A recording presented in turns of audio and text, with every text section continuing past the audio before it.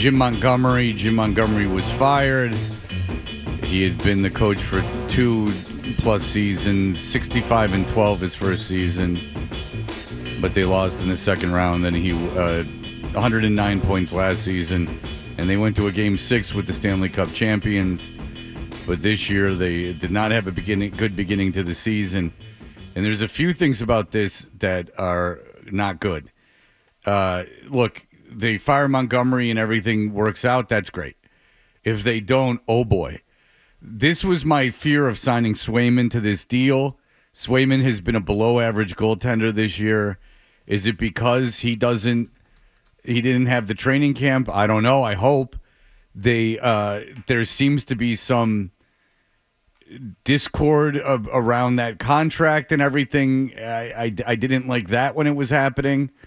Remember, we proposed to many guests, is it worth investing this much in the goaltender position?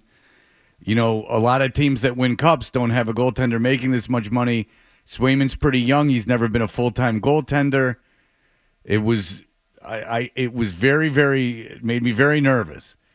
So you used what you had. You fired Montgomery. You made the assistant coach.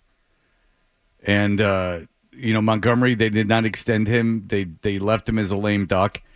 So you did this. And now if it doesn't work, oh boy, because you can't wiggle out of what you're in.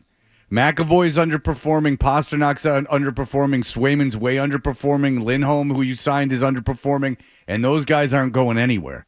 So you are, if this doesn't turn around, this is the first time that I believe that if this doesn't turn around, you've avoided it for this long, that you're going to start becoming a bad team and having to completely rebuild, which is going to be very difficult because you're locked up in these huge, long contracts. You will. I think there's enough talent to keep them from sinking to a really bad record. I mean, assuming that everyone plays up to their capabilities, and maybe this is one of those seasons where they don't. Well, yeah. The Lindholm contract, obviously a big mistake, but McAvoy is much better than this, and so is Pasternak. So Swayman. Well, we don't know that. You don't know how getting the contract. He's 25 years old. Getting the contract, having the responsibility. These are all things we didn't know.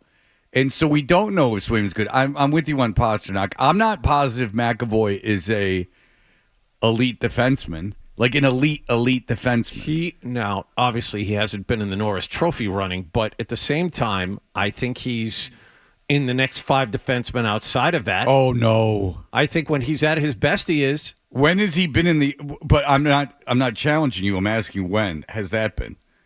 A couple of years ago. Okay. He was being talked about as a possible Norris Trophy candidate. Yeah, that's a long time, though, with that deal. But I just think there's too much talent on this team for them to sink to the bottom. Well, you just lost to Columbus and got your coach fired. I know that. I'm just the comparison that obviously comes to mind is when Claude Julien got fired, and that was much further into the season. That was like 50 or 60 games in. Bruce Cassidy, who had been an assistant coach, a Providence Bruins head coach, and his last head coaching job did not work very, very well. Uh-huh. He had gone 10 years between, came in. I think he was 18-8 the rest of the season, and it turned out okay for the Bruins. Well, who was on that team? That team was better than this team. No, you had Bergeron, Krejci, Rask. You had the Stanley Cup team, basically. Now you just have Marchand left over from that and a bunch of guys.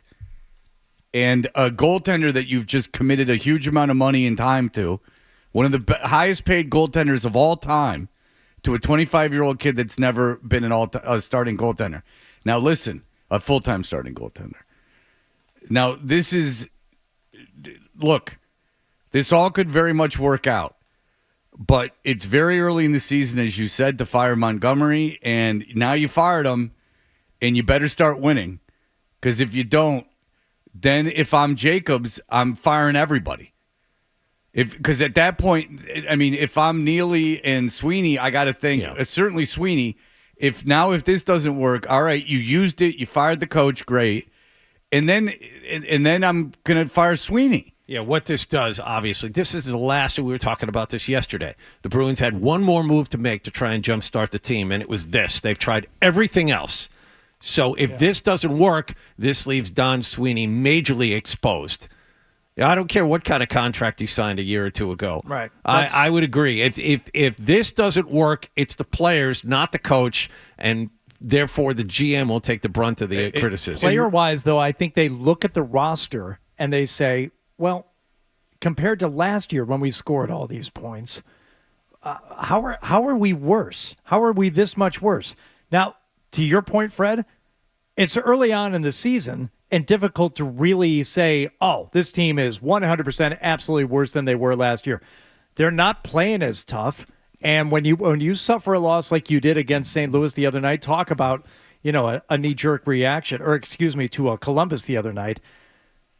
But that's a bad team. And when they score two shorthanded goals on you, that puts everything under the microscope. I understand that why they fired him. Okay, well, let me finish. If you're going to look at this and say, what's different? What is not working? We've got essentially the same guys. We should have, you could argue, even more talent on the team this year. Why are they not performing? Why are we getting beat by bad teams? They're not playing hard. They're standing around watching the puck. The special teams are awful. Okay, coaching. It's got to be the coaching. Right. Yeah, I mean, I understand that, and I'm not arguing that. The point I'm making is that it's also players playing, and if they don't play, then you're in a big trouble because you're stuck with these players and they're not going anywhere. And you're never getting rid of Swayman. You're never, ever getting rid of Swayman. Nope. You're stuck with him. If Swayman sucks, you're stuck. There's no dumping him. There's no trading him. There's nothing. I mean, you could trade Pasternak, you could trade McAvoy. I mean, you won't get anything. I mean, you'll get less than their value, most likely. But you're stuck with Swayman. That deal's not going anywhere. When you made that commitment to Swayman, it's over. And that's my only concern is that you pulled the trigger in November, and now if this – because, by the way, when I moved here in 2006, you could get season tickets right next to the bench. There was no one going to games. Real quick, I'm wondering what happened in 24 hours. We were also talking yesterday about how the media was alerted. Jim Montgomery will meet the team. We're not going to have practice Tuesday, but we will on Wednesday, and Jim Montgomery will be available to meet the media on Wednesday. That's somebody in PR not getting the message. I don't know. I don't know if it is or it isn't, but it's interesting that they send that email out, and then less than 24 hours later, he's gone. Well, they probably had a meeting after they sent it out and decided to fire him. Brian, go ahead.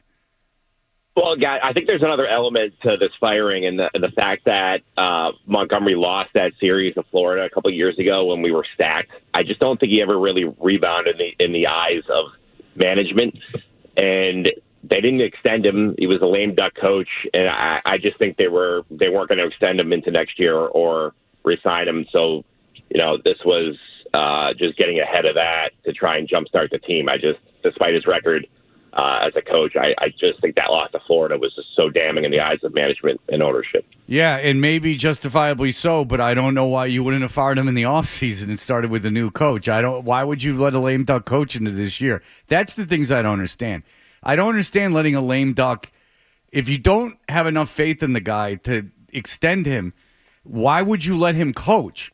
You're just setting him up to be fired. So I guess here's the deal. So say Montgomery has the same season as last season in the regular season, and they lose in the first round of the playoffs. Then you fire him? Right. I mean, it only makes sense when it's a coach like Missoula. Like in his first year, it's like, hey, we need you to do this, and even so, they extended him 6 months into having the job as head coach. Oh yeah, when you first get the job, certainly. But if you're like a veteran, if you're running, your contract is running out, and they're not extending you, then they're just putting you in a position to be fired. It happens all the time in sports, and it just happened yesterday. Looking back on it, it's easy. To two teams, this team and another. Go ahead. It's easy to see. I mean, despite how well they played 2 seasons ago, there was that first-round knockout, and coming to the end of last season, they weren't all that enamored with him, but he won a playoff series and got deeper, and that's what saved him. It's an obvious thing to look and say, if they lose, if Pasternak doesn't score in Game 7, they lose, he gets fired. It's very easy to look back and say that's absolutely what would have happened. But he went further in the playoffs last year than he did in year one. And that kind of forced Sweeney to keep him around. Yeah, but he didn't year. keep him around. He didn't extend him, which is, again... Well, that's a very, very wishy-washy way of looking at it. But that's clearly the way Sweeney was thinking. Okay, we'll keep him around even though we don't want But it never works. I know that. Isn't it ridiculous looking back on it now that he didn't get the extension after last year because that team on paper had no business being as good or going deeper in the playoffs than the previous year's team. Sure. Oh, yeah. I think Montgomery's a good coach. And I understand why he was fired. And there's guys with way worse records that have jobs. And there's guys who have way more talent on their teams. But he won the Jack Adams Award 2 seasons ago, but that never means anything. But I just look, if it doesn't work, then there's trouble. I don't want 2006 again. Maybe with this station on the air, that won't happen. If you like that clip, check out more videos from Toucher and Hardy here. For more Bruins analysis and opinion, hit this playlist.